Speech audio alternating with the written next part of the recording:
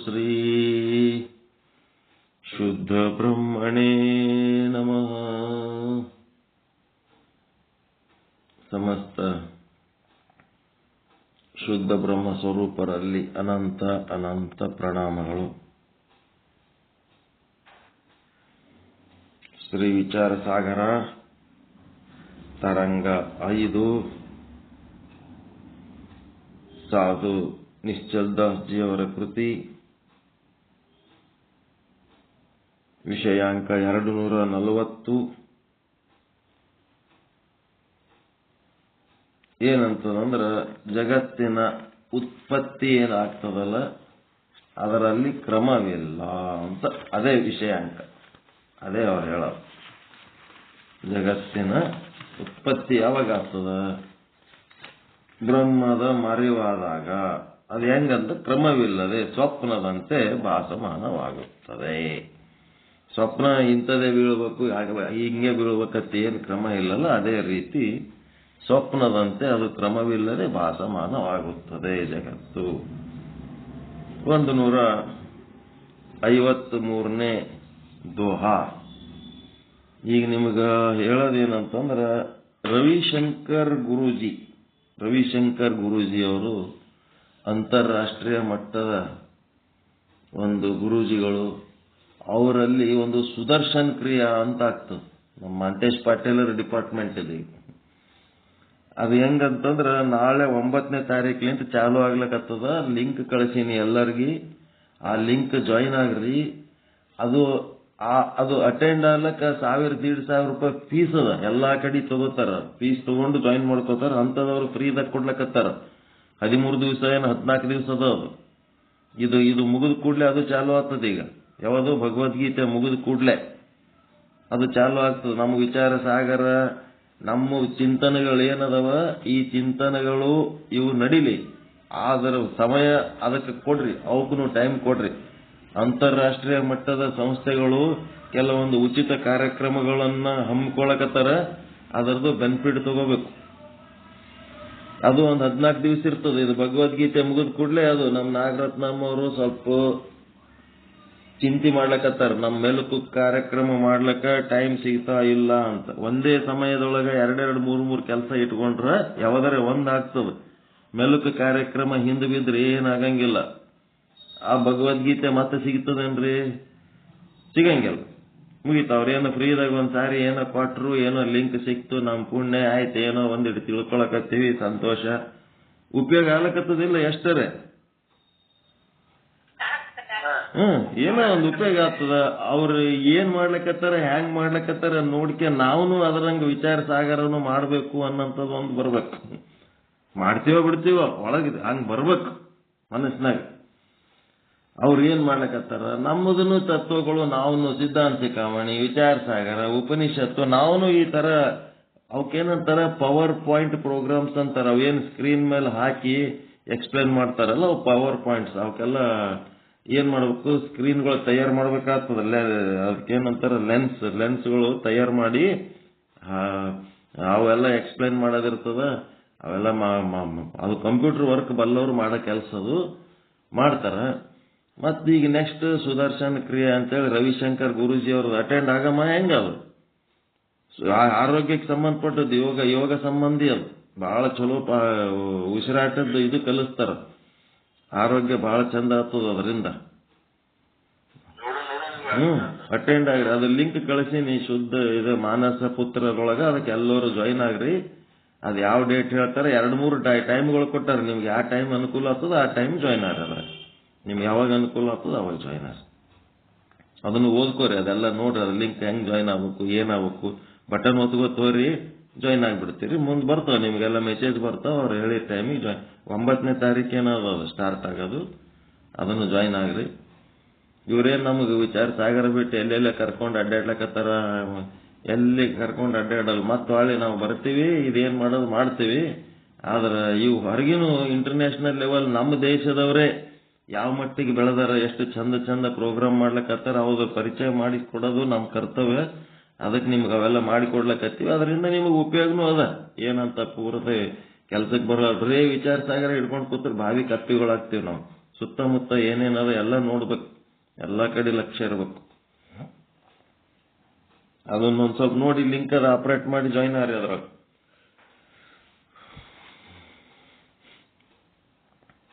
ಒಂದು 153 ದೋಹ. ಉಪನಿಷದನ ಮೇ ಬಹುತ ವಿಧಿ ಜಗ ಉತ್ಪತ್ತಿ ಪ್ರಕಾರ. ಏನ್ ಹಿಂಗಂದ್ರೆ ಉಪನಿಷತ್ತುಗಳಲ್ಲಿ ಜಗತ್ತಿನ ಉತ್ಪತ್ತಿ ವಿಧಿವಿಧಾನಗಳು ಒಂದೇ ಪ್ರಕಾರ ಹೇಳಿಲ್ಲ, ನಾನಾ ಪ್ರಕಾರ ಹೇಳಿದ್ದಾರೆ. 3ನೇ ಸಾಲಿನ ಅರ್ಥ ಅಭಿಪ್ರಾಯ ತಿನ್ಕೋ ಯಹಿ ಚೇತನ ಭಿನ್ನ ಅಸಾರ್ ಅಂತಂದ್ರ ಅವೆಲ್ಲವುಗಳ ಅಭಿಪ್ರಾಯ ಏನದಪ್ಪ ಅಂದ್ರೆ ಚೈತನ್ಯಕ್ಕಿಂತ ಭಿನ್ನವಾದ ಜಗತ್ತೇನದು ಅಸಾರವಾಗಿದೆ. ಅಸಾರವಾಗಿದೆ ಅಂತಂದ್ರೆ ಏನು? ಈ ಬಲ ಏನೇನು ಹೇಳ್ದೇವಲ್ರಿ ನಿನ್ನೆ, ಗುರುವಿನ ಲಕ್ಷಣಗಳು, ದೇವರ ಭಗವಂತನ ಲಕ್ಷಣಗಳು, ಬಲ ವೀರ್ಯ ಏನೇನದವಲ್ರಿ 6, ಅವೇ ಸಾರ, ಅವೇ ಇರ್ಲಾರ್ದು ಅಸಾರ ಅಷ್ಟೇ. ಅವು 6 ಅದಾವಲ್ಲ ಲಕ್ಷಣಗಳು, ಎಲ್ಲ ಒಂದ್ ಕಡೆ ಹೇಳಿ ಇವತ್ತು ಹಾಕ್ತೀನಿ. ಅವ ಹಾಕೀನಿ, ನಿಮ್ಮ ಇದ್ರಾಗನು ಹಾಕೀನಿ ನೋಡ್ರಿ, ಗ್ರೂಪ್ನಾಗ ಹಾಕೀನಿ, ಬರ್ತದ. ಷಡ್ಗುಣ ಐಶ್ವರ್ಯಗಳು, ಆ ಷಡ್ಗುಣ ಐಶ್ವರ್ಯಗಳು ಈ ಜಗತ್ತಿನಾಗ ಇಲ್ಲ. ಅದಕ್ಕೆ ಹಿಂಗಾಗಿದೆ, ಅಸಾರವಾಗಿದೆ, ತುಚ್ಛವಾಗಿದೆ ಅಂತಂದ್ರ ಇಲ್ಲದ್ದು ಇದ್ದಂಗೆ, ಸುಮ್ಮನೆ ಸುಳ್ಳದ, ರಸಹೀನವಾಗಿದೆ. ಅದು ನಿಜವಾಗಿ ಅದರೊಳಗೆ ಯಾವ ಸುಖನೂ ಇಲ್ಲ, ಸುಖ ಇದ್ದಂಗೆ ತೋರ್ತದ, ಮತ್ತೆ ವಿನಾಶಿಯಾಗಿದೆ. ಅದೇನಾಗ್ತದ? ಬ್ರಹ್ಮದ ಜ್ಞಾನ ಆದ ಕ್ಷಣನೇ ಅದು ನಾಶ ಆಗ್ತದೆ. ಬ್ರಹ್ಮದ ಅಜ್ಞಾನ ಆದ ಕ್ಷಣನೇ ಅದು ಜಗತ್ ಉತ್ಪತ್ತಿ ಆಗ್ತದೆ, ನಾಮರೂಪಾತ್ಮಕ ಜಗತ್ ಉತ್ಪತ್ತಿ ಆಗ್ತದೆ. ಯಾವ ಕ್ಷಣ ನಿಮಗೆ ಬ್ರಹ್ಮದ ಜ್ಞಾನ ಆಗ್ತದ ಆ ಕ್ಷಣನೇ ಅದು ಇಲ್ಲದಂಗ ಆಗ್ತದ. ಎದಕ್ಕೆ ಹಿಂಗಾಗ್ಯದಪ್ಪ ಅಂತಂದ್ರೆ ಉಪನಿಷತ್ತುಗಳು ಸತ್ಯನೇ ಹೇಳ್ತಾ ಒಂದ್ರೂ ಸಹಿತ ಒಂದೊಂದು ಉಪನಿಷತ್ತಿನೊಳಗ ಒಬ್ಬೊಬ್ರು ಒಂದೊಂದು ರೀತಿ ಜಗತ್ತಿನ ಉತ್ಪತ್ತಿ ಬಗ್ಗೆ ಹೇಳ್ಯಾರಂತಂದ್ರೆ ಅದರ ಅರ್ಥ ಏನಪ್ಪ ಅಂದ್ರೆ ಆ ಜಗತ್ತಿನ ಉತ್ಪತ್ತಿಯಲ್ಲಿ ಕ್ರಮ ಅಂತ ಒಂದು ಕ್ರಮ ಅಂತ ಇಲ್ಲ. ಒಂದು ಕ್ರಮ ಅಂತ ಇತ್ತು ಅಂತಂದ್ರೆ ಎಲ್ಲರೂ ಒಂದೇ ಹೇಳ್ತಿದ್ರು. ಅದು ಕ್ರಮ ಇಲ್ಲದಕ್ಕೆ ಒಬ್ಬೊಬ್ರು ಒಂದೊಂದು ರೀತಿ ಹೇಳ್ಯಾರ ಅನ್ನಂತ ಮಾತು ಹೇಳಿ ಮುಂದೆ ಜಗತ್ತು ಬಹಳ ವಿಚಿತ್ರವಾಗಿದೆ, ನೋಡೋರು ಹೇಗೆ ಭಾವಿಸುತ್ತಾರೆ ಹಾಗೆ ಕಾಣಿಸುತ್ತದೆ. ಯಾರ್ಯಾರು ಹೆಂಗ್ ನೋಡ್ತಾರೋ ಹಂಗಂಗೆ ಈ ಜಗತ್ತು ಕಾಣುತ್ತದೆ. ತತ್ವಜ್ಞಾನಿಯ ದೃಷ್ಟಿಗೆ ಇದೇನು ಜಗತ್ತೇ ಇಲ್ಲ, ಬಂಜೆ ಮಗ ಇದ್ದ ಹಾಗೆ, ಇದು ಕಾಲ್ಪನಿಕ. ವ್ಯಾವಹಾರಿಕವಾಗಿ ಪ್ರಾತಿಭಾಸಿಕವಾಗಿ ಭಾವರೂಪದಿಂದ ಜಗತ್ತು ತೋರುತ್ತಿದ್ದರೂ ಪಾರಮಾರ್ಥಿಕವಾಗಿ ಅಭಾವ ರೂಪವಾಗಿದೆ. ತತ್ವಜ್ಞಾನಿ ದೃಷ್ಟಿಯೊಳಗ ಹೇಳಬೇಕಾದ ಭಾಷೆ ನೋಡ್ರಿ ಇದು. ಜಗತ್ತ ಸತ್ಯ ಹೆಂಗ ವ್ಯಾವಹಾರಿಕವಾಗಿ ಮತ್ತು ಪ್ರಾತಿಭಾಸಿಕವಾಗಿ ಈ ಜಗತ್ತು ಸತ್ಯ, ಆದರೆ ಪಾರಮಾರ್ಥಿಕವಾಗಿ ಜಗತ್ತು ಮಿಥ್ಯ. ಒಪ್ಕೋತೀರಾ? ಇದು ಸತ್ಯ ಅಂದ್ರೆ ಹೆಂಗ್ ಸತ್ಯ? ವ್ಯಾವಹಾರಿಕವಾಗಿ ಪ್ರಾತಿಭಾಸಿಕವಾಗಿ ಸತ್ಯ. 4 ಅದವಲ್ರಿ ಸತ್ಯಗಳು: ಕ್ಷುದ್ರ ಸತ್ಯ, ಪ್ರಾತಿಭಾಸಿಕ ಸತ್ಯ, ವ್ಯಾವಹಾರಿಕ ಸತ್ಯ, ಪಾರಮಾರ್ಥಿಕ ಸತ್ಯ. ಅದಕ್ಕೆ ಜಗತ್ತನ್ನದೇನದ ಗುರು, ಶಾಸ್ತ್ರ, ವೇದ, ಮತ್ತೇನ್ ಪಂಚಭೂತಗಳು, ಮತ್ತೇನೇನವ ಅವೆಲ್ಲ ಯಾವ ರೀತಿ ಯಾವ ಸತ್ಯದಿಂದ ಸತ್ಯದವು, ಯಾವ ಸತ್ಯಲ್ಲಿ ಸತ್ಯವವು?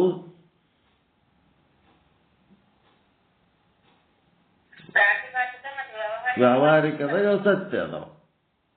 ಇದ್ರ ಪಾರಮಾರ್ಥಿಕವಾಗಿ ಬ್ರಹ್ಮ ಒಂದೇ ಸತ್ಯ, ಉಳಿದದ್ದೆಲ್ಲ ಮಿಥ್ಯ ಕಲಾ.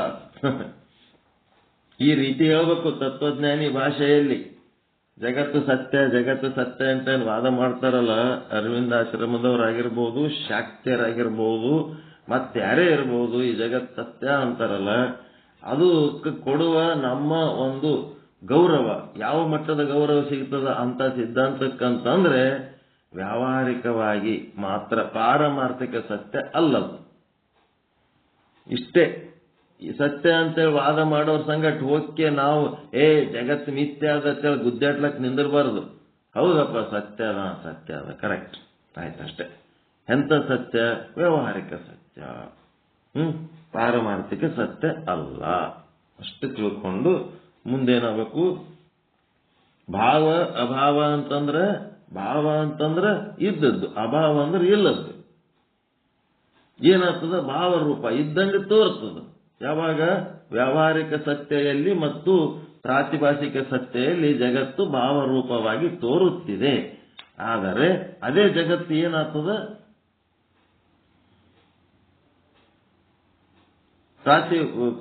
ಪಾರಮಾರ್ಥಿಕದಾಗ ಈಗ ವ್ಯಾವಹಾರಿಕವಾಗಿ ಪ್ರಾತಿಭಾಷಿಕವಾಗಿ ಈ ಜಗತ್ತು ಭಾವರೂಪದಿಂದ ತೋರುತ್ತಿದೆ ಅಂದ್ರೆ ಇದ್ದಂಗೆ ತೋರ್ಲಕ್ಕತ್ತದ. ಯಾವಾಗ ಈ ಜಗತ್ತು ಪಾರಮಾರ್ಥಿಕದಲ್ಲಿ ಹೋದಾಗ ಅಭಾವ ರೂಪವಾಗುತ್ತದೆ. ಅಭಾವ ಅಂದ್ರೆ ಇಲ್ಲದ್ದಾಗುತ್ತವೆ. ಭಾವ ಅಭಾವ, ಈ ಭಾಷೆ ಸತ್ಯ ಮಿಥ್ಯ, ಭಾವ ಅಭಾವ. ಭಾವರೂಪದಿಂದ ತೋರೋದು ಎದ್ರಾಗ? ಜಗತ್ತು ಕನಸಿನಾಗ ಹೌದಲ್ರಿ. ಪ್ರಾತಿಭಾಷಿಕವಾಗಿನೂ ತೋರ್ತದ ಮತ್ತೆ ವ್ಯಾವಹಾರಿಕವಾಗಿ ತೋರ್ತದೆ ಭಾವರೂಪದಲ್ಲಿ. ಯಾವಾಗ ನಿಮಗೆ ಬ್ರಹ್ಮಜ್ಞಾನ ಆಯ್ತು ಅವಾಗ ಏನಾಗ್ತದ? ಭಾವರೂಪ ಇದ್ದದ್ದು ಅಭಾವ ರೂಪ ಆಗಿಬಿಡ್ತದೆ. ಬ್ರಹ್ಮ ಒಂದೇ ಸತ್ಯ ಆಗ್ತದೆ. ಪಾರಮಾರ್ಥಿಕವಾಗಿ ಅಭಾವ ಆಗಿಬಿಡ್ತದೆ ಜಗತ್ತು. ಪಾರಮಾರ್ಥಿಕವಾಗಿ ಬ್ರಹ್ಮ ಒಂದೇ ಭಾವ, ಜಗತ್ತೆಲ್ಲ ಅಭಾವ. ತಿಳಿತಾ? ಮುಂದೆ ಹೋಗ ಇದೆ ಅನ್ಕೋತ್ ಕುಂದ್ರಮ್ಮ.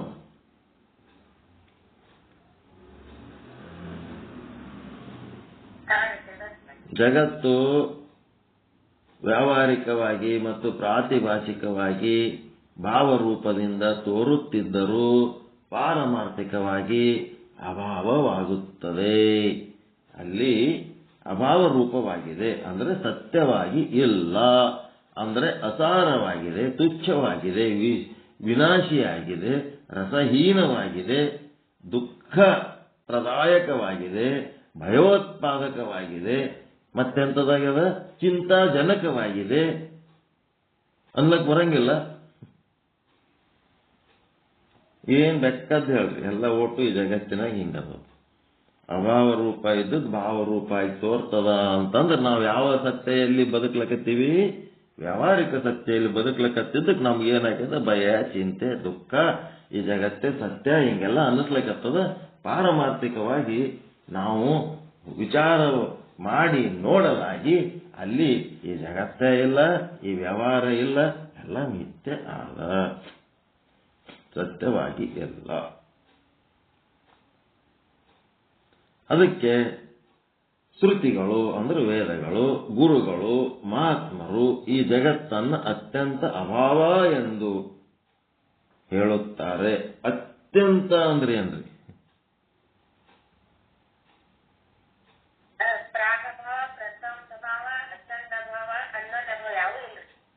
ಅತ್ಯಂತ ಅಂದ್ರ ಮೊದಲು ಎಂದರೆ ಇದ್ದು ಮತ್ತ ಇದ್ದದ್ದಲ್ಲದು, ಎಂದೂ ಇಲ್ಲದ್ದೇ ಅಂತದು. ಎಂದೂ ಇಲ್ಲದಿದ್ದಂಗೆ ಕಾಣ್ತದ ಅಂತದ್ದು. ಅತ್ಯಂತ ಅಭಾವ ಎಂದು ಹೇಳುತ್ತಾರೆ. ಅಂದ್ರೆ ತುಚ್ಛ. ಇದು ಏನಾಯ್ತು? ಉತ್ತಮ ಅಧಿಕಾರಿಗೆ ಹೇಳಿದ ಮಾತಾಯ್ತು. ಈಗ ಮಧ್ಯಮ ಅಧಿಕಾರಿಗೆ ಹೇಳೋದು ಹೆಂಗೆ ಹೇಳ್ತಾರ? ಈ ಜಗತ್ತನ್ನ ಸತ್ಯ ಎಂದು ಹೇಳಲು ಬರಲ್ಲ, ಮಿಥ್ಯೆ ಎಂದು ಹೇಳಲು ಬರಲ್ಲಪ್ಪ, ಇದು ಅನಿರ್ವಚನೀಯ. ಉತ್ತಮ ಅಧಿಕಾರಿ ದೃಷ್ಟಿ ಒಳಗ ತುಚ್ಛ, ಮಧ್ಯಮ ಅಧಿಕಾರಿ ದೃಷ್ಟಿ ಒಳಗ ಅನಿರ್ವಚನೀಯ. ಆಭರಣ ಅಂತನೂ ಅನ್ಲಕ್ ಬರಲ್ಲ. ಆಭರಣ ಅಂತೀರಿ ಬಂಗಾರದ, ಬಂಗಾರ ಅಂತೀರಿ ಆಭರಣದ. ಹಿಂಗಾಗಿ ಯಾವುದೇ ಹಿಂಗೆ ಅನ್ಲಕ್, ಬಂಗಾರ ಆಭರಣ ಎರಡೂ ಅನ್ಲಕ್ ಬರಂಗಿಲ್ಲ. ಒಂದಿದ್ರೆ ಒಂದು ಕತ್ತಲಿದ್ರೆ ಬೆಳಕಿಲ್ಲ, ಬೆಳಕಿದ್ರೆ ಕತ್ತಲಿಲ್ಲ. ಕತ್ತಲು ಬೆಳಕು ಎರಡು ಕೂಡ ಹೆಂಗೆ ಹೇಳ್ತಪ್ಪ ನೀನು ಅಂತಿದೇನಲ್ಲ. ಮಧ್ಯಮ ಅಧಿಕಾರಿಗೆ ಹೇಳೋದು ಅನಿರ್ವಚನೀಯ, ಉತ್ತಮ ಅಧಿಕಾರಿ ಹೇಳೋದು ಅತ್ಯಂತ ಅಭಾವ. ಈ ಶಬ್ದಗಳು ಬಹಳ ಮುಖ್ಯ ಅದಾವ. ಅನಿರ್ವಚನೀಯ ಅಂತ ಯಾರು ಹೇಳ್ತಾರ?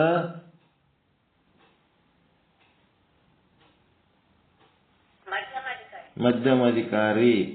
ಉತ್ತಮ ಅಧಿಕಾರಿ ಅತ್ಯಂತ ಅಭಾವ, ಎಂದೂ ಇಲ್ಲದ್ದು, ತುಚ್ಛ.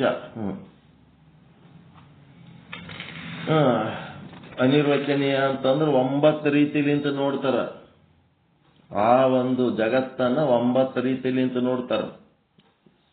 ಸಾವಯವ, ನಿರವಯವ, ಸಾವಯವ ನಿರವಯವ. ಅವಯವಗಳು ಅದಾವೇನು ಅಂತಂದ್ರೆ ಅದಾವ. ಅವು ಏನು ಇದ್ದಂಗೆ ಇರ್ತವೇನು? ಆಕಾರಗಳು ಇಲ್ಲ, ನಿರವಯವ ಆಗ್ತಾವ. ಅದಕ್ಕೆ ಸಾವಯವ ನಿರವಯವ ಎರಡು ಅಂತೀರೇನು? ಅಂದ್ರೆ ನಿರವಯವ ಅಂದ್ರೆ ನಿರಾಕಾರ. ಮತ್ತೆ ಆಕಾರ ನಿರಾಕಾರ ಎರಡೂ ಇರ್ತದ ಅಂದ್ರೆ ಹೆಂಗಾಗ್ತದ? ಆಕಾರ ಇದ್ದಲ್ಲಿ ನಿರಾಕಾರ ಇರಲ್ಲ, ನಿರಾಕಾರ ಇದ್ದಲ್ಲಿ ಆಕಾರ ಇರಲ್ಲ. ಮತ್ತೆ ಬ್ರಹ್ಮನ ಜೊತೆಗೆ ಈ ಜಗತ್ತು ಭಿನ್ನ ಆದೋ ಅಭಿನ್ನ ಆದೋ ಭಿನ್ನ ಭಿನ್ನ ಆದೋ ಅಂಥೇಳಿ ಭಿನ್ನ ಭಿನ್ನ ಸಾವಯವ ನಿರವಯವ ಮತ್ತಿನ್ನ ಒಂದದಲ್ರಿ ಒಟ್ಟವ ಏನ್ರಿ? ಭೇದ. ಅದೇ ಭೇದ ಆಯ್ತು. ಸಾವಯವ ನಿರವಯವ ಭಿನ್ನ ಭಿನ್ನ ಅಂದ್ರೆ ಒಂದೇ, ಭೇದ ಭೇದ ಅಂದ್ರೆ ಒಂದೇ, ಎಲ್ಲ ಒಂದೇ. ಇನ್ನ ಒಂದದ ಸತ್ತು ಅಸತ್ತು ಸದಸತ್ತು. ಹಿಂಗ 9 ರೀತಿ ನಿಂತು ನೋಡಿದ್ರೇನು 90 ರೀತಿ ನಿಂತು ನೋಡಿ. ಇನ್ನ ಬೇರೆ ಬೇರೆ ದೃಷ್ಟಿಕೋನದಿಂದ ನೋಡಿದ್ರು ಸಹಿತ ಅದು ಏನದಪ್ಪ ಅಂತಂದ್ರೆ ಅನಿರ್ವಚನೀಯ ಅದ. ಅದ್ರ ಬಗ್ಗೆ ಹಿಂಗೆ ಅಂತೇನು ಹೇಳಲಿಕ್ಕೆ ಆಗಂಗಿಲ್ಲ. ಅಂತಂದ್ರೆ ನಾವು ಫಿಕ್ಸ್ ಮಾಡ್ಕೊಳಕ್ ಹೋಗ್ತೀವಿ. ಒಬ್ಬರಿಗೆ ಒಳ್ಳೆಯವರು ಅಂತೀವಿ, ಒಬ್ಬರಿಗೆ ಕೆಟ್ಟವರು ಅಂತೀವಿ. ಒಳ್ಳೆಯವರಿದ್ದವ್ರು ಕೆಟ್ಟವ್ರು ಅಂತಾರೆ, ಕೆಟ್ಟವರಿದ್ದವ್ರು ಒಳ್ಳೆಯವ್ರು ಅಂತಾರೆ. ಹೆಂಗದು? ನಾವು ಅನ್ಲಕ್ ಹೋಗ್ತೀವಿ. ಜಗತ್ನಾಗ ಎಲ್ಲರೂ ಯಾವಾಗ ಬೇಕಾವಾಗ ಹೆಂಗ್ ಬೇಕಂಗೆ ಇರ್ತಾರೆ. ಏನ್ ಬೇಕಾದ ಹಿಂಗೆ. ಅದಕ್ಕೆ ಮೂರನೇದ್ದೇನದ, ಕನಿಷ್ಠ ಅಧಿಕಾರಿಗೆ ಹೆಂಗದಪ್ಪ ಅಂತಂದ್ರೆ ಲೌಕಿಕ ಜೀವಿಗಳಿಗೆ ಜಗತ್ ಹೆಂಗದ?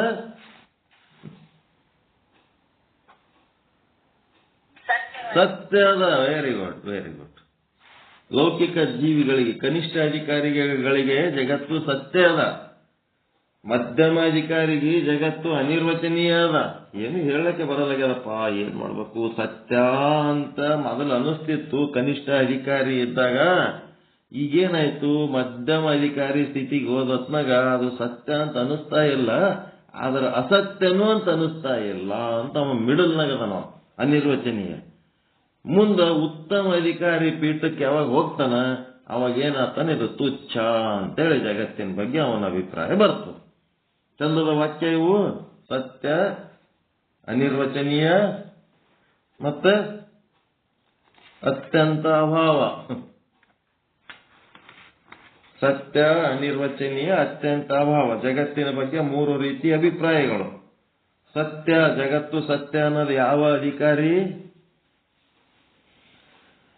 ಅಂತ ಕನಿಷ್ಠ ಅಧಿಕಾರಿ. ಮತ್ತೆ ಈ ಜಗತ್ತು ಸತ್ಯ ಅಂದದಕ್ಕೆ ನಮ್ಮ ಬೇರೆ ಆಶ್ರಮದವ್ರ ಮನಸ್ಸು ಬಹಳ ಹೊಂದ್ಕೊಂಡ್ಬಿಟ್ರು. ಜಗತ್ತು ಸತ್ಯ ಅಂತ ನಾವು ಹೇಳ್ತೀವಿ, ನಮ್ಮ ವಿರುದ್ಧದ ಫಿಲಾಸಫಿ ಹೋಗ್ಬಿಟ್ನಲ್ಲ ಇವ ಅಂತ. ಇದು ವಿರುದ್ಧ ಅಲ್ಲದು. ಆ ಸಾಧನೆ ಒಳಗೆ ಎತ್ತರದ ಮಟ್ಟದ ಒಂದು ಸಾಧನ ವಿಚಾರ ಅಷ್ಟೇ. ಜಗತ್ತು ಮಿಥ್ಯ ಅನ್ನೋರ್ ಮುಂದೋಗಿ ನಾವು ಜಗತ್ತು ಸತ್ಯ ಅಂದ್ರೆ ಅವ್ರೇನ್ ತಿಳ್ಕೊತಾರೆ? ಇದು ನಮ್ಮ ಅಪೋಸಿಟ್ ಪಾರ್ಟಿ ಅಂತ ತಿಳ್ಕೊತಾರೆ. ಜಗತ್ತು ಸತ್ಯ ಅನ್ನೋರ್ ಬಳಿ ಹೋಗಿ ನಾವು ಜಗತ್ತು ಮಿಥ್ಯ ಅಂತಂದ್ರೆ ಇದು ಅಪೋಸಿಟ್ ಪಾರ್ಟಿ ಅಂತ ತಿಳ್ಕೊತಾರೆ. ಹಂಗಲ್ಲ, ಅಪೋಸಿಟ್ ಅಲ್ಲದು. ವೈಚಾರಿಕತೆಯ ಮಟ್ಟ. ಅದಕ್ಕೆ ಕೆಲವರಿಗೆ ಜಗತ್ತು ಅಸತ್ಯವಾಗಿದೆ, ಕೆಲವರಿಗೆ ಜಗತ್ತು ಅನಿರ್ವಚನೀಯವಾಗಿದೆ, ಕೆಲವರಿಗೆ ಜಗತ್ತು ಸತ್ಯವಾಗಿದೆ, ಕೆಲವರಿಗೆ ಜಗತ್ತು ತುಚ್ಛವಾಗಿದೆ, ಕೆಲವರಿಗೆ ಜಗತ್ತು ಬಂಜೆಯ ಮಗನ ಹಾಗೆ ತೋರುತ್ತದೆ. ಹೀಗೆ ಒಬ್ಬೊಬ್ಬರಿಗೆ ಒಂದೊಂದು ವಿಧವಾಗಿ ಏಕೆ ತೋರುತ್ತಿದೆ ಅಂತಂದ್ರೆ, ಈ ಜಗತ್ತು ಹೆಂಗದಪ್ಪ, ಹಿಂಗ್ಯಾಕೆ ಮಾಡ್ತದಿದು? ಒಬ್ಬೊಬ್ಬರಿಗೆ ಒಂದೊಂದು ತರ ತೋರ್ತದಲ್ಲ. ಯಾಕ ಅಂತಂದ್ರೆ ಅದು ಪರಿವರ್ತನಶೀಲ. ಪರಿವರ್ತನೆಯೇ ಜಗದ ನಿಯಮ ಅಂತ ಕೇಳಿರಿಲ್ಲ? ಅದು ಒಂದೇ ತರ ಇರಂಗಿಲ್ಲ. ಜಗತ್ತು ಪರಿವರ್ತನಶೀಲ. ಬಾಲಕ ಹೋಗಿ ಯುವಕ ಆತನ, ಯುವಕ ಹೋಗಿ ಮುದುಕ ಆತನ, ಮುದುಕ ಹೋಗಿ ಹೆಣ ಆತನ, ಹೆಣ ಹೋಗಿ ಪಂಚಭೂತ ಆತನ, ಮತ್ತೆ ಪಂಚಭೂತದಿಂದ ಮತ್ತೊಂದು ಶರೀರ ತಗೊಂಡು ಬರ್ತಾನ. ಇದು ಹಿಂಗೆ ಸೈಕಲ್, ಸರ್ಕ್ಯುಲೇಷನ್ ಸೈಕಲಿಂಗ್ ಅಂತಾರ. ಇದು ಪರಿವರ್ತನಶೀಲವಾಗಿದೆ. ನಮಗೆ ನಿನ್ನೆ ಇದ್ದದ್ದೇ ಇವತ್ತು ಇದೆ ಅಂತ ಅನ್ನಿಸಿದರೂ ಕೂಡ ಅದು ಪರಿವರ್ತನೆ ಆಗಿದೆ. ಜಗತ್ತು ಒಂದೇ ರೀತಿ ನಿರ್ವಿಕಾರಿಯಾಗಿತ್ತು ಅಂದ್ರೆ ಬಾಲ್ಯ ಹೋಗಿ ಯೌವನ ಬರಬಾರದಾಗಿತ್ತು, ಯೌವನ ಹೋಗಿ ಮುಪ್ಪು ಬರಬಾರದಾಗಿತ್ತು. ಬಾಲ್ಯ ಹೋಗಿ ಯೌವನ ಒಮ್ಮೆಲೆ ಬರಲ್ಲ, ಕ್ಷಣ ಕ್ಷಣಕ್ಕೂ ವಿಕಾರವಾಗುತ್ತಲೇ ಇದೆ. ನೋಡ್ರಿ,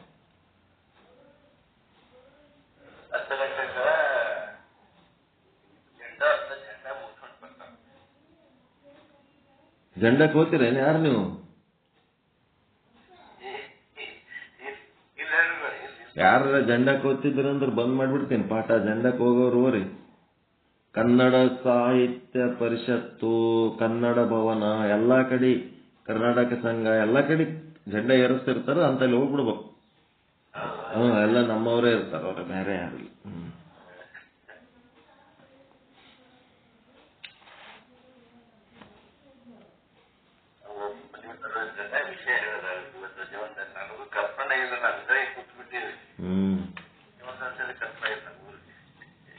ಅವ್ ಶಾಲೆನ ಹುಡುಗರಿಗೆ, ಕಾಲೇಜ್ ಹುಡುಗರಿಗೆ ಕುಂದಿರಿಸಿ ಇಂದಿನ ಮಕ್ಕಳು ನಾಳಿನ ಪ್ರಜೆಗಳು, ಭವ್ಯ ಭಾರತದ ಏನದ ಭವಿಷ್ಯ, ಭಾರತದ ಭವಿಷ್ಯ ನಿಮ್ಮ ಕೈಯಲ್ಲಿದೆ. ಅವು ಶಾಲೆಗೆ ಪರೀಕ್ಷೆ ಬರೆದು ಎಷ್ಟು ಮಾರ್ಕ್ಸ್ ಬರ್ತವೆ ಎಷ್ಟು ಬಿಡ್ತಾವ ಅವ್ರ ಪರೀಕ್ಷೆ ಅಂದಾಗ ಅವು ಕೂತಿರ್ತಾವ. ಅವಕ್ಕೆ ನಾವು ಭವ್ಯ ಭಾರತದ ಭವಿಷ್ಯ ನಿಮ್ಮ ಕೈಯಲ್ಲಿದೆ, 40 ವರ್ಷ ನಾವು ನಿಮ್ಮ ಕೈಯಲ್ಲಿದೆ ಅಂತ ಹೇಳಿದೆ. ಒಬ್ಬರ ಕೈಯಾಗೂ ಇಲ್ಲ. ನಾವು ಅವು ಒಳಗೆ ಅವ್ರದೆಲ್ಲ ಭ್ರಷ್ಟ ರಾಜಕಾರಣಿಗಳ ಕೈಯಾಗದ ಎಲ್ಲ. ಭವ್ಯ ಭಾರತದ ಭವಿಷ್ಯ, ದೇಶ ಹೆಂಗ್ ಬೇಕಂಗೆ ಜಕ್ಕೊಂಡು ಹೋಗ್ಬೇಕಂತಿರ್ತಾರ. ಯಾರ ಕೈಯಾಗದ? ಯಾರು ನಾವು ಶಾಲಿ ಕಲಿಸಿದ ಹುಡುಗರ ಕೈಯಾಗ ಯಾರ ಕೈಯಾಗ ಬಂದೇ ಇಲ್ಲ ಅದು ಭವ್ಯ ಭಾರತದ ಭವಿಷ್ಯ.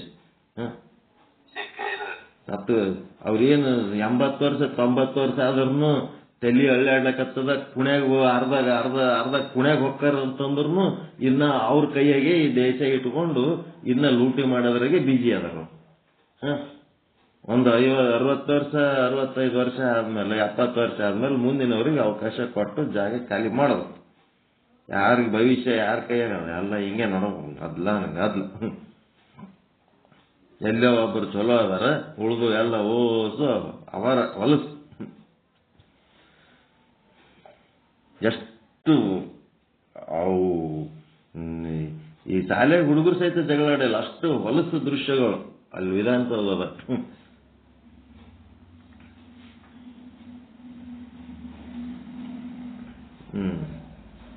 ಈಗೇನಾಯ್ತಪ್ಪ ಅಂದ್ರೆ ಜಗತ್ತು ಪರಿವರ್ತನಶೀಲ ಇದ್ದದ್ದಕ್ಕೆ ಇದು ಹಿಂಗಾಗ್ತದ, ಒಂದೇ ತರ ಇರಲ್ಲ ಅಂತ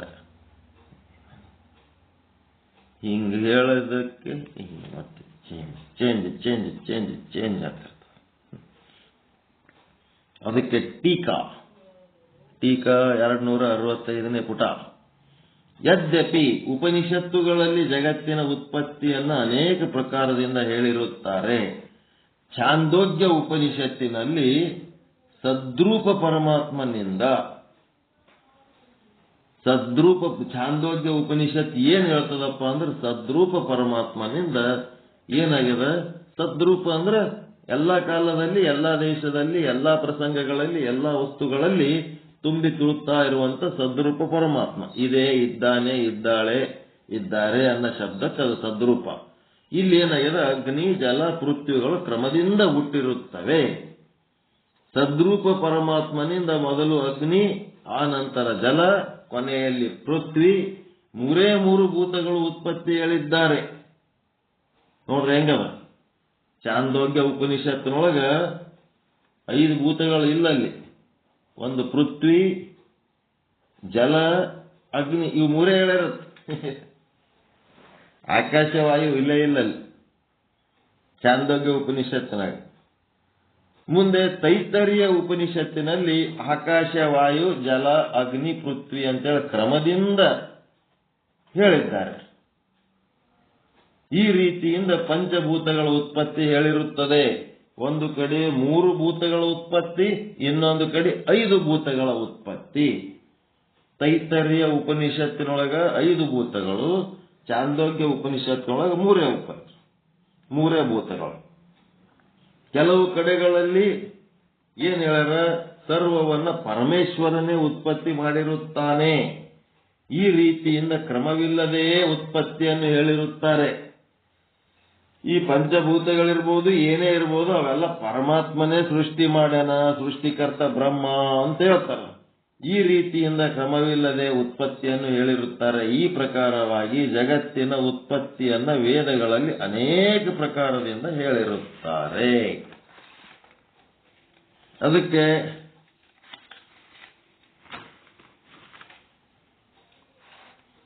ಹೆಂಗೆ ಹೇಳಲಿ, ಹೆಂಗೆ ಹೇಳಲಿ, ಮೂರರೇ ಹೇಳಲಿ, ಐದರೇ ಹೇಳಲಿ, ಅವು ಏನದವಪ್ಪ, ಮಾನುಳ್ಳು ಇಲ್ಲವು, ಮಾನ್ಗಿಡದವು.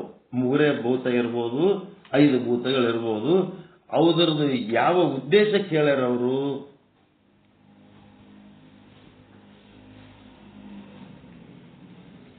ಯಾವ ಉದ್ದೇಶಕ್ಕೆ ಹೇಳ್ಯಾರ? ಮೂರೇ ಭೂತ ಹೇಳಿರ್ಬೋದು, 5 ಭೂತ ಹೇಳಿರ್ಬೋದು. ಯಾವ ಉದ್ದೇಶಕ್ಕೆ ಹೇಳ್ಯಾರ? ಅದನ್ನು ನಿಷೇಧಿಸುವುದ ಸಲುವಾಗಿ ಹೇಳ್ಯಾರ ಅವರು. ಪ್ರಪಂಚವನ್ನ ನಿಷೇಧಿಸಿ ಬ್ರಹ್ಮವನ್ನ ಶ್ರೇಷ್ಠ ಮಾಡುವುದಕ್ಕ ಹೇಳಿದ್ದದು. ಪ್ರಪಂಚದ ಉತ್ಪತ್ತಿ ಎಲ್ಲ ಗ್ರಂಥಗಳು ತಗೊಂಡ್ರಿ ಅಂತಂದ್ರೆ ಜಗದ ಸೃಷ್ಟಿಯ ಕ್ರಮ ಅಂತ ಹೇಳಿ ಫಸ್ಟ್ ಪಾಠ ಇರ್ತದೆ, ಗೊತ್ತದ ಇಲ್ಲ? ಜಗತ್ ಹೆಂಗ್ ಸೃಷ್ಟಿ ಆಯ್ತಪ್ಪ ನಿಮ್ ವಿಚಾರ ಚಂದ್ರೋದಯದಾಗ ಆದ ಇಲ್ಲ? ಎರಡನೇದ್ದು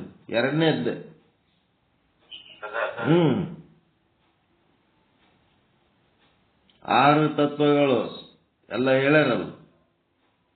ಜಗತ್ತಿನ ಉತ್ಪತ್ತಿ ಕ್ರಮ ಯಾಕೆ ಹೇಳ್ತಾರಂತಂದ್ರೆ ಅದನ್ನು ಹೇಳಿ ಅದನ್ನು ನಿಷೇಧ ಮಾಡಿ ಬ್ರಹ್ಮವನ್ನು ಸತ್ಯ ಮಾಡೋರು ಇರ್ತಾರೆ. ಅದಕ್ಕೆ ಜಗತ್ತಿನ ಉತ್ಪತ್ತಿ ಕ್ರಮ ಹೇಳ್ತಾರ. ಆ ಉತ್ಪತ್ತಿ ಕ್ರಮ ಏನ್ರಿ? ಆರೋಪ ಅಪವಾದ ಮಾಡೋದಕ್ಕೆ ಹೇಳ್ತಾರ. ಗಣಪತಿನ ಯಾಕೆ ತಂದು ಕುಂದಿರ್ತಾರ? 5 ದಿನ ಆದ್ಮೇಲೆ 5 ಮುಣುಗಿಸ್ಲಕ್ ಕುಂದಿರ್ತಾರ. ಹಾಗೆ ಜಗತ್ತು ಮಿಥ್ಯವಾಗಿರುತ್ತದೆ. ಯಾವ ಉದ್ದೇಶಕ್ಕಾಗಿ ಅಂತಂದ್ರೆ ಪ್ರಪಂಚದ ನಿಷೇಧವೇ ವೇದಗಳ ಅಭಿಪ್ರಾಯವಾಗಿದೆ. ಈಗ ಅದು ನಿಷೇಧ ಮಾಡುವ ತತ್ವಗಳು 3 ಇದ್ರೇನು, 30 ಇದ್ರೇನು, 5 ಇದ್ರೇನು, ಇದ್ರೇನು, ಅವುಗಳನ್ನ ನಾವೇನ್ ಮಾಡಬೇಕಾಗಿದೆ?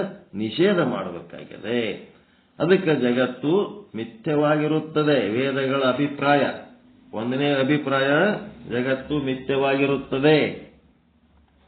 2ನೇ ಅಭಿಪ್ರಾಯ, ಒಂದು ವೇಳೆ ಜಗತ್ತು ಸತ್ಯವಾಗಿದ್ದರೆ ವೇದಗಳು ಅದರ ಉತ್ಪತ್ತಿಯನ್ನು ಅನೇಕ ಪ್ರಕಾರವಾಗಿ ಹೇಳುತ್ತಿರಲಿಲ್ಲ.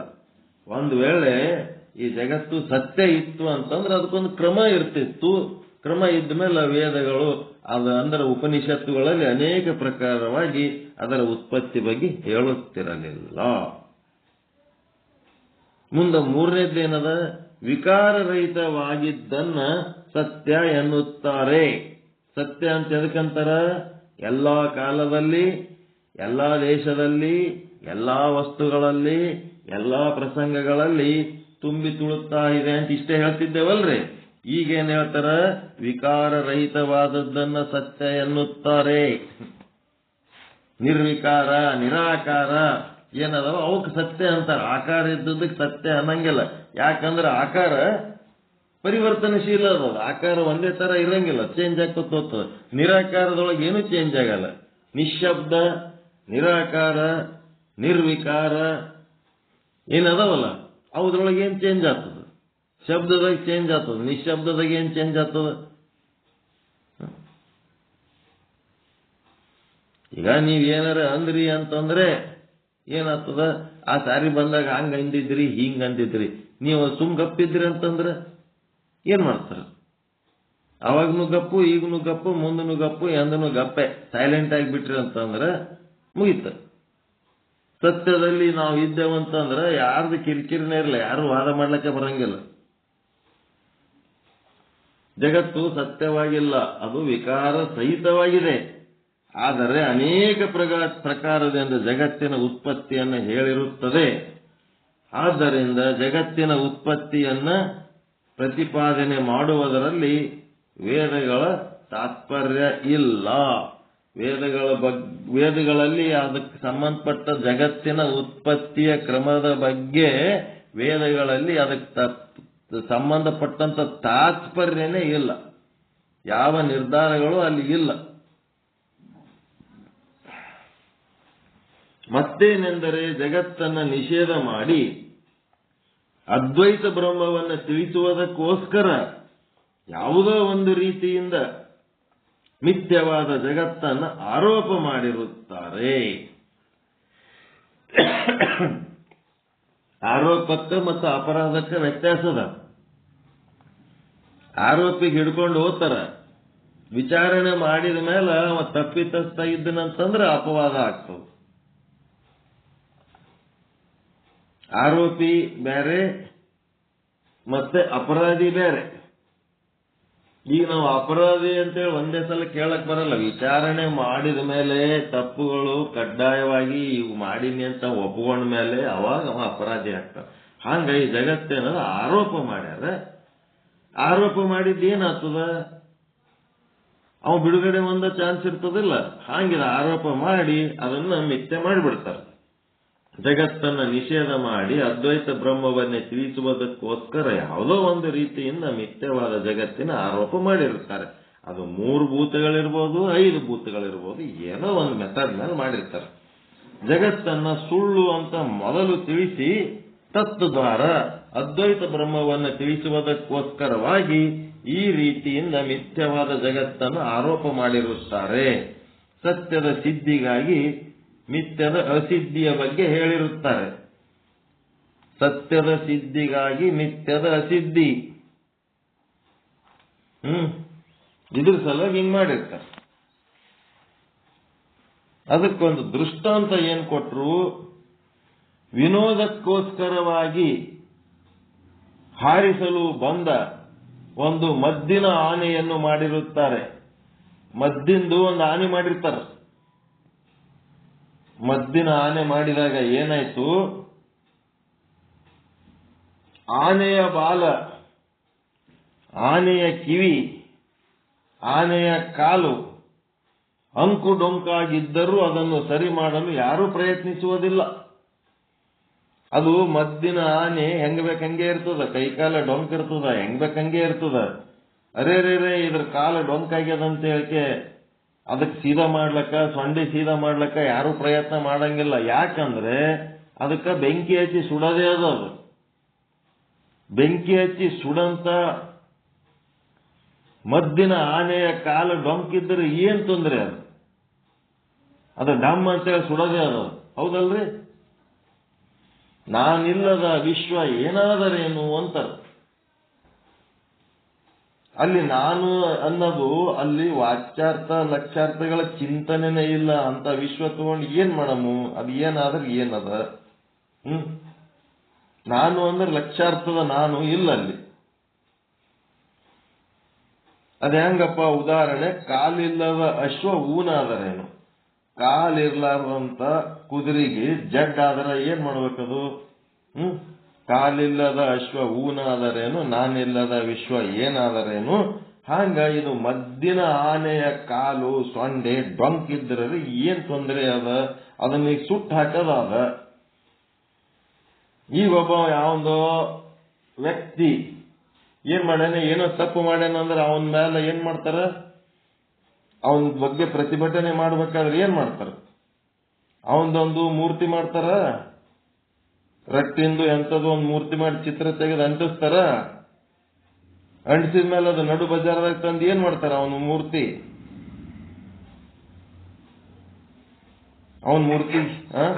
ಬೆಂಕಿ ಹಚ್ಚಿ ಸುಡುತ್ತಾರ.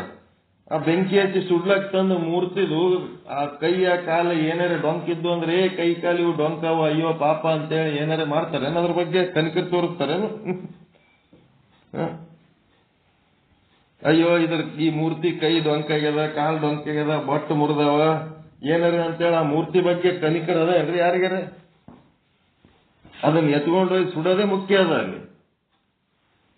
ಹಂಗ ಇಲ್ಲೇನದ, ಮದ್ದಿನ ಆನೆ ಅದಕ್ಕ ಹಾರಿಸಲು ಅಂತಂದ್ರೆ ಬಾಣ ಪಟಾಕ್ಷಿಗಳು ಹಾರಿಸ್ತಿರಲ್ಲ, ಹಂಗ ಹಾರಿಸಲು ಒಂದು ಮದ್ದಿನ ಆನೆಯನ್ನು ಮಾಡಿರುತ್ತಾರೆ. ಆನೆಯ ಬಾಲ, ಆನೆಯ ಕಿವಿ, ಆನೆಯ ಕಾಲು ಅಂಕು ಡೊಂಕಾಗಿದ್ದರೂ ಅದನ್ನು ಸರಿ ಮಾಡಲು ಯಾರೂ ಪ್ರಯತ್ನಿಸುವುದಿಲ್ಲ. ಕಾರಣ ಅದನ್ನು ಹಾರಿಸಿದಾಗ ಎಲ್ಲ ಏನಾಗ್ತದದು, ಬೆಂಕಿ ಹಚ್ಚಿ ಸುಟ್ಟಾಗ ಏನಾಗ್ತದ, ಡೊಂಕ್ ಇದ್ರೇನು ಸೀದಾ ಇದ್ರೇನು ಎಲ್ಲ ಸುಟ್ಟು ಬೂದಿಯಾಗಿ ಛಿದ್ರವಾಗಿ ಹೋಗುವಂತಹದ್ದು. ಅಂತದ್ರ ಬಗ್ಗೆ ಯಾರು ಕಾಳಜಿ ಮಾಡ್ತಾರ, ಅದನ್ನ ಸೀದಾ ಮಾಡ್ಬೇಕಂತ ಯಾರು ವಿಚಾರ ಮಾಡ್ತಾರ. ಹಂಗ ಅದ್ವೈತ ಜ್ಞಾನವನ್ನು ತಿಳಿಯುವುದು ಮುಖ್ಯವಾಗಿದೆ ಹೊರತು ಪ್ರಪಂಚವನ್ನು ಸತ್ಯ ಮಿಥ್ಯ ಅಂತ ತಿಳಿಯುವುದು ಮುಖ್ಯವಲ್ಲ. ನೋಡ್ರಿ ಎಷ್ಟು ಚಂದದ ಮಾತಿದು. ನೀವು ಬ್ರಹ್ಮಜ್ಞಾನ ತಿಳ್ಕೊಳ್ಳೋದು ಮುಖ್ಯ ಅದ. ಈ ಪ್ರಪಂಚದ ಸತ್ಯ ಇದು ಮುಖ್ಯ ಅಲ್ಲವೇ ಅಲ್ಲ, ಇದು ನಮಗೆ ಮುಖ್ಯ ವಿಷಯ ಅಲ್ಲವೇ ಅಲ್ಲ. ಅಂದ್ರೆ ಅದರಲ್ಲಿ ಏನು ತಾತ್ಪರ್ಯವಿಲ್ಲ.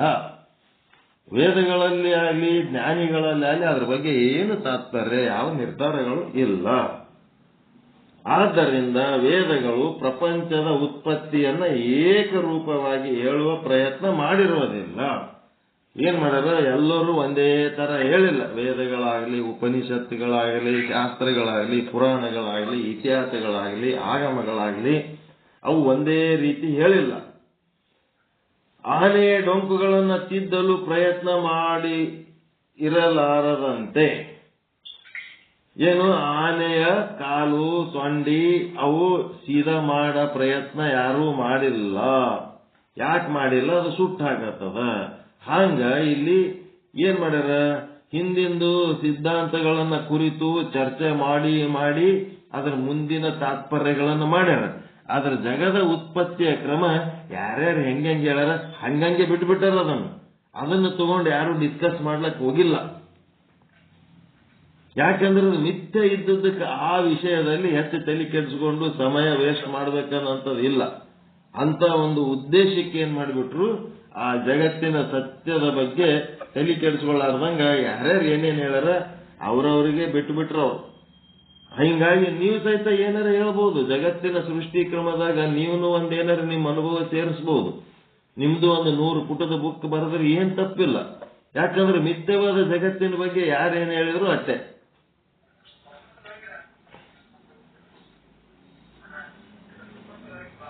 ಯಾರು ಚಾಲು ಇಟ್ಕೊಂಡಿರಲ್ಲ, ಏನದು ಯಾಕ?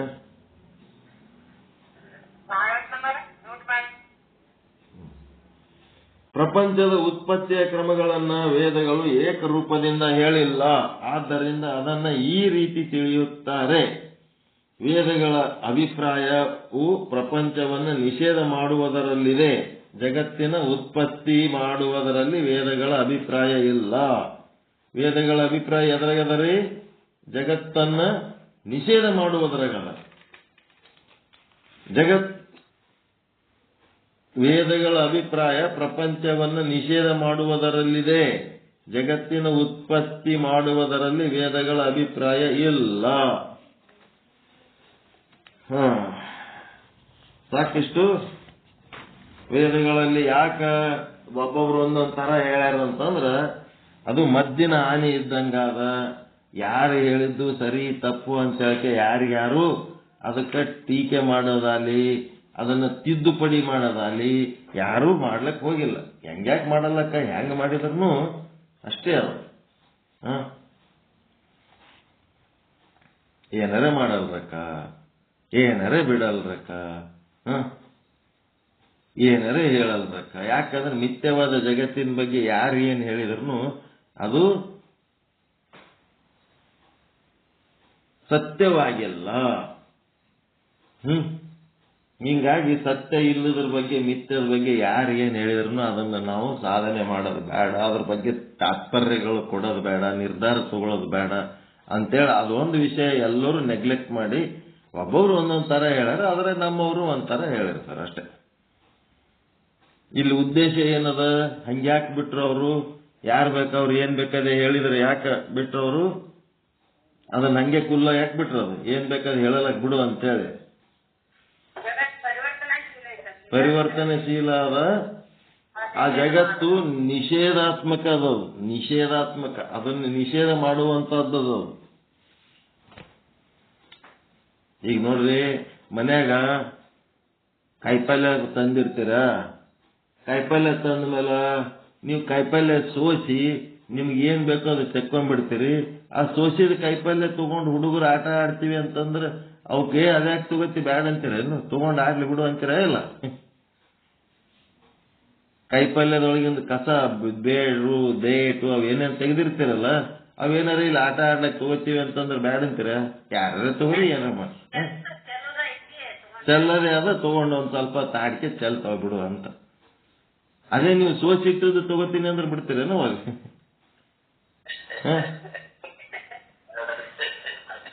ಸೋಸಿಟ್ಟು ತಗೊಂಡಿಲ್ಲ ಆಟ ಆಡ್ತೀನಿ ಅಂದ್ರೆ ನಾಳೆ ಕಡೆ ಅಂತೀರಿ. ಹಂಗ ವೇದಗಳ ಅಭಿಪ್ರಾಯವನ್ನ ಏನದಪ್ಪ ಇಲ್ಲಿ ಅಂತಂದ್ರ, ಪ್ರಪಂಚವನ್ನ ನಿಷೇಧ ಮಾಡುವುದರಲ್ಲಿ ಅಭಿಪ್ರಾಯ ಅದ, ಜಗತ್ತಿನ ಉತ್ಪತ್ತಿಯಲ್ಲಿ ಇಲ್ಲ. ಅದರ ಅಭಿಪ್ರಾಯ ಏನದ, ಬ್ರಹ್ಮದ ಸತ್ಯವನ್ನ ಪ್ರತಿಪಾದನೆ ಮಾಡುವುದಕ್ಕ ಜಗತ್ತಿನ ನಿತ್ಯತ್ವವನ್ನ ಏನ್ ಮಾಡ್ಲಕತ್ತಾರ, ಸಿದ್ಧಿ ಮಾಡ್ಲಕತ್ತಾರ ಅಷ್ಟೇ. ಬ್ರಹ್ಮದ ಸತ್ಯ ಹೇಳೋದಕ್ಕೆ ಜಗತ್ತು ಮಿಥ್ಯೆ ಮಾಡುವುದಕ್ಕ ಜಗತ್ತು ನಿಷೇಧ ಮಾಡ್ಲಿಕತ್ತಾರ ಅಂತ ಒಂದು ಬ್ಯೂಟಿಫುಲ್ ಪಾಠ ಕಲ್ತೆವು. ಗುರು ಇರ್ಬೋದು, ಶಾಸ್ತ್ರ ಇರ್ಬೋದು, ಮತ್ತಿನ್ನೇನೇ ಇರ್ಬೋದು, 33 ಕೋಟಿ ದೇವತೆಗಳಿರ್ಬೋದು, ತ್ರಿಮೂರ್ತಿಗಳಿರ್ಬೋದು, 84 ಲಕ್ಷ ಜೀವರಾಶಿಗಳಿರ್ಬೋದು, ಏನ್ ತೊಂದರೆ ಇಲ್ಲ. ಅವೆಲ್ಲ ಏನದವ, ವ್ಯಾವಹಾರಿಕ ಸತ್ಯದ ಮಟ್ಟಿಗೆ ಅದಾವ, ಪ್ರಾತಿಭಾಸಿಕ ಸತ್ಯದ ಮಟ್ಟಿಗೆ ಅದಾವ. ಪಾರಮಾರ್ಥಿಕ ಸತ್ಯ ಒಂದೇ ಒಂದು ಅಖಂಡ ಬ್ರಹ್ಮ, ಅದೇ ಶುದ್ಧ ಬ್ರಹ್ಮ. ಆ ಬ್ರಹ್ಮನನ್ನ ಬಿಟ್ರೆ ಉಳಿದು ಪಾರಮಾರ್ಥಿಕವಾಗಿ ಯಾವುದೂ ಸತ್ಯ ಇಲ್ಲ. ಎಲ್ಲವೂ ಸತ್ಯ ಅಂತಂದ್ರೆ ವ್ಯಾವಹಾರಿಕ ಸತ್ಯ, ಪ್ರಾತಿಭಾಸಿಕ ಸತ್ಯ. ವ್ಯಾವಹಾರಿಕ ಸತ್ಯ, ಪ್ರಾತಿಭಾಸಿಕ ಸತ್ಯ, ಕ್ಷುದ್ರ ಸತ್ಯ, ಈ ಸತ್ಯಗಳೇನದವ, ಮಿಥ್ಯನೇ ಅದಾವು. ಮಿಥ್ಯನೇ ಸತ್ಯವಾಗಿ ತೋರ್ಲಿಕ್ಕತ್ತವ ಅಷ್ಟೇ. ಎಲ್ಲ ಸುಳ್ಳೆ ಅವು. ಸುಳ್ಳೆ ಸತ್ಯವಾಗಿ ಕೆಲವೊಂದು ಇರುವಿಕೆಯಲ್ಲಿ ಅದಾವ, ಕೆಲವೊಂದು ತೋರಿಕೆಯಲ್ಲಿ ಅದಾವ, ಕೆಲವೊಂದು ಇರುವಿಕೆ ತೋರುವಿಕೆ ಎರಡರಲ್ಲಿ ಅದಾವ. ಹಿಂಗೆ ಅವೆಲ್ಲ ಏನದಾವ, ಹೇಗ್ಬೇಕು ಹಂಗೆ ಅದಾವ, ಅನಿರ್ವಚನೀಯ ಅದಾವ. ಅವನ್ನೇ ಸತ್ಯ ಅಂತ ಯಾರು ಹಿಡ್ಕೊಂಡು ಕೂತಿರ್ತಾರ ಅವ್ರ ಕನಿಷ್ಠ ಅಧಿಕಾರಿಗಳು. ಸಂಸಾರ ಸತ್ಯ ಅನ್ನೋರು ಕನಿಷ್ಠ ಅಧಿಕಾರಿಗಳು. ಇದೇನು ಸಂಸಾರ ಮಾಡ್ಕೊಂಡು ಕೂತೀವಿ, ಇದು ಏನು ಅರ್ಥ ಆಗಲ್ಲು, ಇದೇನು ಕರೆನೋ ಸುಳ್ಳ ತಿಳಿಯಲಾಗ್ಯದ ಅಂತ ಒಬ್ಬ ಕನ್ಫ್ಯೂಸ್ನಾಗಿದ್ನಂದ್ರೆ ಅವ ಮಧ್ಯಮ ಅಧಿಕಾರಿ, ಅನಿರ್ವಚನೀಯ. ಮಿಥ್ಯೆ ಅಂತಾನ ಮತ್ತೆ ಸಂಸಾರ ಮಾಡ್ತಾನೆ, ಮಿಥ್ಯೆ ಅಂತಾನ ಅವ ಮತ್ತೆ ಸಂಸಾರ ಮಾಡ್ತಿರ್ತಾನೆ. ಅವ ಅನಿರ್ವಚನೀಯ, ಬಿಡಕ್ ಬರಂಗಿಲ್ಲ, ಎಲ್ಲ ಮಾಡ್ಬೇಕಲ್ಲಪ್ಪ ಕರ್ತವ್ಯ ಅಂತೇಳಿ ಮಾಡ್ಕೊತಿರ್ತಾನೆ. ಅದು ಅನಿರ್ವಚನೀಯ ಸ್ಥಿತಿ. ಇನ್ನ ಅದಕ್ಕಿಂತ ಮುಂದುವರೆದ ಹೆಂಗಿರ್ತಾನ, ಗೌತಮ್ ಬುದ್ಧ ಇದ್ದಂಗಿರ್ತಾನ. ಇದೆಲ್ಲ ರಾಹುಲ್ ಅಂತಾನೋ, ಇದೆಲ್ಲ ಮಿಥ್ಯ, ಇದೆಲ್ಲ ಸುಳ್ಳು ಅಂತ ಭೇಟಿ ಆದ್ ಬಿಡ್ತಾನ. ಪಾರಮಾರ್ಥಿಕ ಸತ್ಯದ ಅನುಭವ ಆದವ ಕೋಟಿಗೊಬ್ಬ ಸಂತ, ಶರಣ, ಮಹಾತ್ಮ ಎಲ್ಲೋ ಒಬ್ಬ ಇರ್ತಾನ. ಎಲ್ಲೋ ಒಬ್ಬ ಇರ್ತಾನಂತ.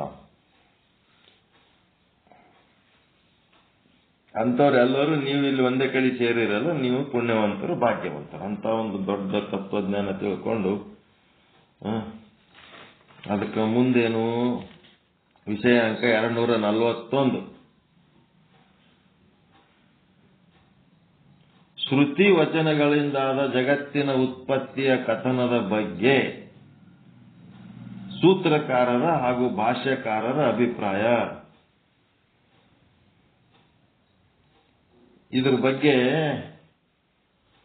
ಸೂತ್ರ ಅಂತಂದ್ರ ಯಾರು, ಭಾಷ್ಯ ಅಂದ್ರೆ ಯಾರು, ಬ್ರಹ್ಮಸೂತ್ರ ಅಂದ್ರೆ ಯಾರ್ರಿ, ಸೂತ್ರಕಾರ ಅಂದ್ರೆ ಯಾರು? ಬ್ರಹ್ಮಸೂತ್ರ ಮಾಡಿದವರು ವ್ಯಾಸ ಮಹರ್ಷಿಗಳು. ಭಾಷ್ಯಕಾರರು ಅಂತಂದ್ರೆ ಶಂಕರಾಚಾರ್ಯರು. ಇವರಿಬ್ಬರದ ಅಭಿಪ್ರಾಯ ಏನದ ಇದ್ರ ಬಗ್ಗೆ ಅಂತ.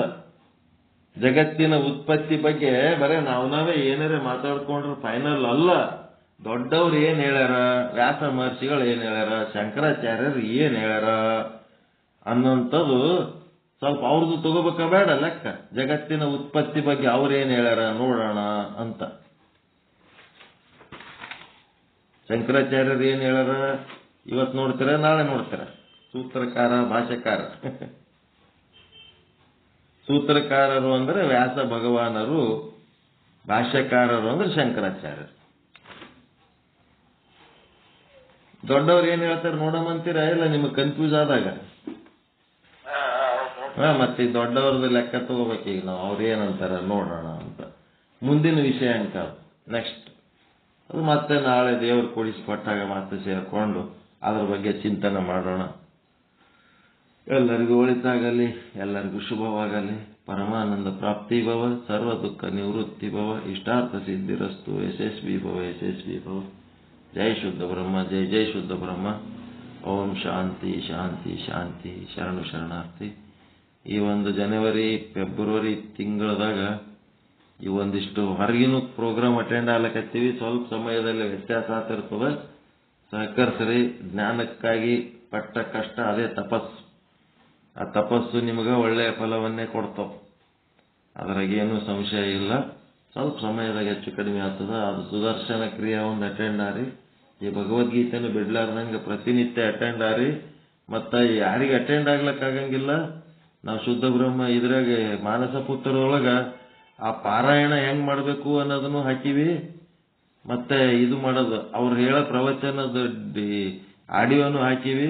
ಸ್ವಲ್ಪ ಟೈಮ್ ತಗೊಂಡು ಅವುಗಳನ್ನು ಕೇಳ್ರಿ, ಹ್ಯಾಂಗ ಶ್ಲೋಕಗಳು ಅನ್ಬೇಕು ಅದೆಲ್ಲಾನು ಹಾಕ್ಲಕತ್ತೀವಿ, ಎಲ್ಲ ಮಾಡ್ಲಕತ್ತೀವಿ. ಅವೆಲ್ಲ ರೆಕಾರ್ಡೆಡ್ ಅದಾವ, ಒಳಗೆ ಅದಾವ.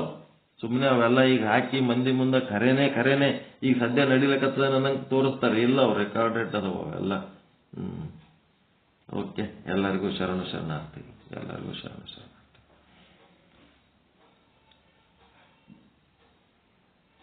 ಯಾರೇನು ಮಾತಾಡ್ಬೇಕಾ?